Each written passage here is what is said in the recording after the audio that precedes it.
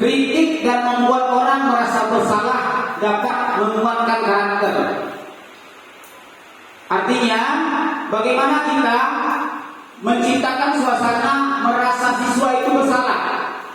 Berarti ada kalimat tidak menghukum, dia merasa dirinya bersalah. Nanti akan kita lihat seperti apa prosesnya ilusi yang ini. Kemudian yang berikutnya, ilusi bahwa orang dewasa memiliki hak untuk memaksa. Terkadang kita sebagai tenaga pendidik punya ilusi itu karena kita menganggap diri kita dewasa. Oleh karena itu, apa yang kita inginkan, terkadang kita ingin siswa itu seperti itu gitu. Ternyata dalam pelaksanaannya tidak bisa kita paksakan seperti itu. Kemudian kita lihat stimulus respon lawan teori kontrol tadi.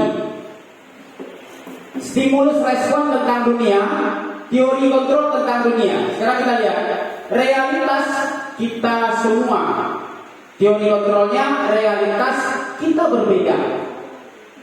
Ketika kita bicara stimulus respon tentang dunia, realitas kita semua, kita menganggap semua milik kita. Ternyata realitasnya kita berbeda. Kemudian semua orang melihat hal yang sama. Ternyata setiap orang memiliki gambaran yang berbeda. Jadi setiap kita ini, setiap murid itu memiliki hal yang berbeda. Tidak bisa kita menyatukan satu cara untuk memberikan pembelajaran kepada siswa. Ini menurut paradigma Ki Hajar Dewantara tadi. Kemudian ketiga, kita mencoba mengubah orang agar berpandangan sama dengan kita. Ternyata kita berusaha memahami pandangan orang lain tentang dunia. Jadi kita tidak bisa memaksakan mengubah orang sesuai dengan keinginan kita. Ternyata pandangan orang lain tentang dunia itu berbeda. Kemudian perilaku buruk dilihat sebagai suatu kesalahan. Hal yang salah kita anggap buruk.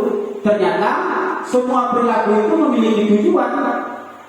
Jadi yang salah itu bukan berarti kita salah gitu. Ternyata ada tujuan tertentu gitu. Kemudian orang lain bisa mengontrol saya. Ternyata hanya Anda yang bisa mengontrol diri Anda. Jadi ternyata yang mengontrol diri kita itu adalah kita, tidak bisa orang lain. Kemudian saya bisa mengontrol orang lain. Ternyata Anda tidak bisa mengontrol orang lain. Kita tidak bisa mengontrol orang lain. Antara kita sama kita ini ya kondisinya kita. Saya paksakan Pak Sam harus begini ya tidak bisa. Saya paksakan Bu Leni harus begini ya juga tidak bisa. Karena posisinya Bu Leni, saya, Pak Sam. Kemudian pemaksaan ada pada saat rujukan gagal.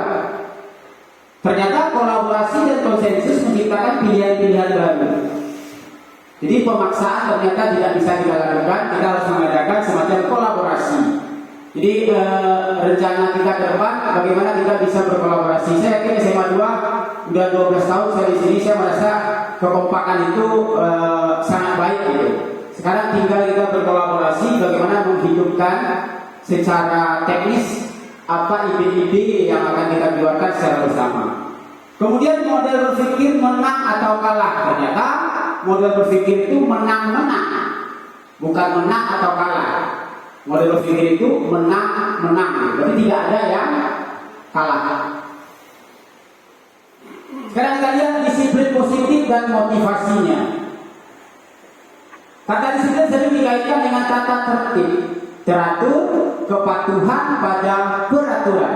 Kata disiplin juga dihubungkan dengan hukuman, padahal itu sungguh berbeda. Karena belajar tentang disiplin positif tidak harus dengan memberikan hukuman, justru adalah salah satu alternatif kalau perlu tidak digunakan sama sekali. Ternyata bahasa hukuman itu kalau bisa tidak kita gunakan sama sekali.